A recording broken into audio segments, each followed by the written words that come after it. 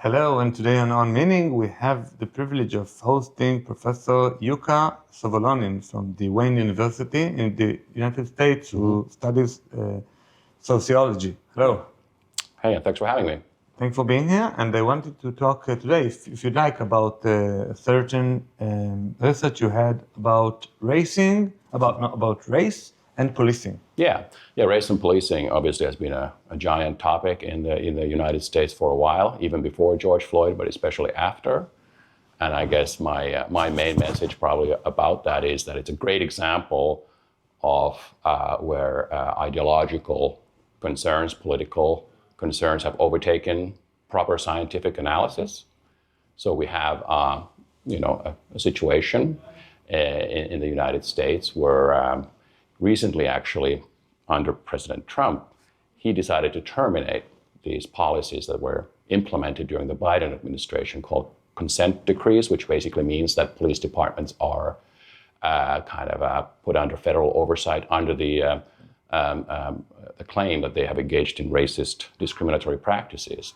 And some of my research that I've actually looked at a very big report, major report that the U.S. Justice Department published under the Biden administration, claiming that Minneapolis Police Department engaged in discriminatory policing, and that was in the aftermath of the George Floyd events.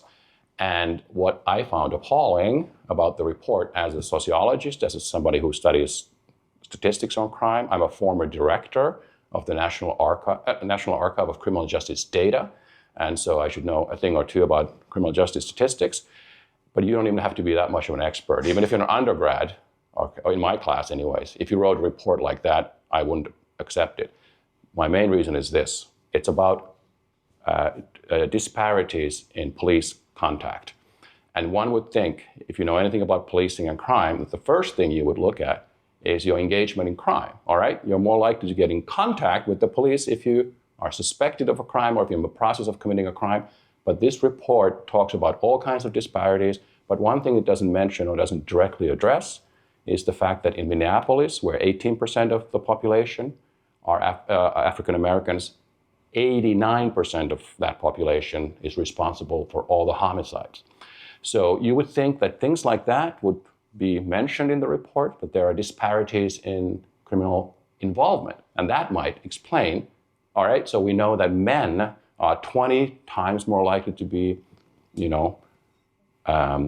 police is in the US, 20 times more likely to use lethal violence towards men than women. And I don't think anyone would, have any trouble explaining why that is. It's because men are more likely to be criminal or violent. So why don't we apply the same framework when we explain racial disparities? So when there are disparities in reality, and we try to research what causes those disparities, right, or whether those disparities are because of over-policing or because just policing. Let me give you an example from this morning. I wasn't involved in any criminal activity here in the US, but let's say somebody is anti-Semite. Right. So I went today to two supermarkets. One I bought all kinds of groceries, and one I went with my friend, and I didn't take a receipt from the first supermarket. So let's say the owner of the second supermarket is racist or maybe anti-Semite. He would see a Jew. Let's check your bag. Oh, you have many groceries. They are from my store. You stole them from me. He would call the police, and then they would be maybe arrested or something like that about stealing from his shop. So this instance, if somebody is really suspecting some Jews or some blacks or whatever, could cause somebody to be arrested, somebody to be maybe convicted of a criminal thing he might not did. Maybe this is something that those disparities show, that if we are suspecting blacks, we would cause an extra being in this criminal activity. So if I'm following your question, I think the challenge in demonstrating disparities is to show that the driving reason why somebody was arrested or came into contact has to do with these external characteristics that are independent of the actual behavior. That's a challenge in all this research. That's why it's hard to demonstrate. But I guess my point is that in order to for us to establish or even suggest that there is some bias in policing, you have to do a decent effort in accounting for differences in behavior. Okay, so just because you have disparities in outcome, it doesn't mean that it's based on. It may be based on the fact that there are disparities in the behavior that result in the outcome of like policing, or that there may be a discrimination. Okay, and there are certainly examples of in sociological research, very good studies that show, for example, discrimination in job applications or job search. You know, for example, you have found in the U.S. that when you send identical CVs or resumes, otherwise identical, but you have the race of the person or the sex of the person or, you know, so forth, and everything else is the same. It's a randomized trial, randomized experiment known as audit studies, that yes, employers in the US, they do discriminate against black people because everything else is equal. But the challenge in like real life situations is everything else is equal. How do you demonstrate that in research? There's a black economist, Roland Fryer, who did an excellent study who collected a lot of data on these issues and examined how people get into police contacts, how they behaved in those circumstances. And he actually found out that when it came to police shootings, not just lethal shootings, but all shootings, all else equal, okay? It's not a randomized experiment because you cannot obviously randomize experiment. You don't want to. Right, exactly. But as close as you can get with statistical adjustments, found no evidence that police was shooting more black civilians than white civilians. He found some evidence of sort of like roughing up and that type of things, but even those differences were very small.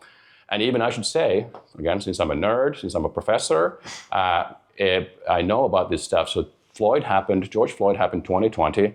There was a article published in the Annual Review of Criminology in 2019 by very top-notch scholars.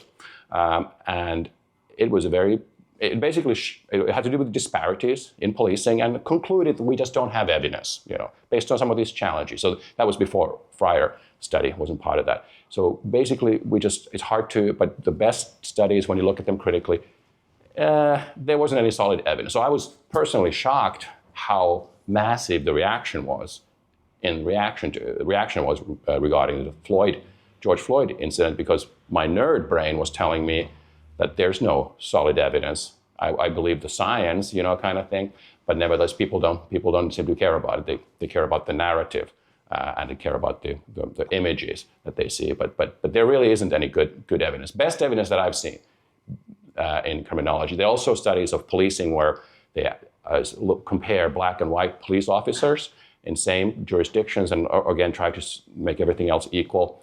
And find that there's no difference between black officers versus white officers. They're equally likely to arrest black, and you know, there's no disparities in there. So those type of things all kind of point to.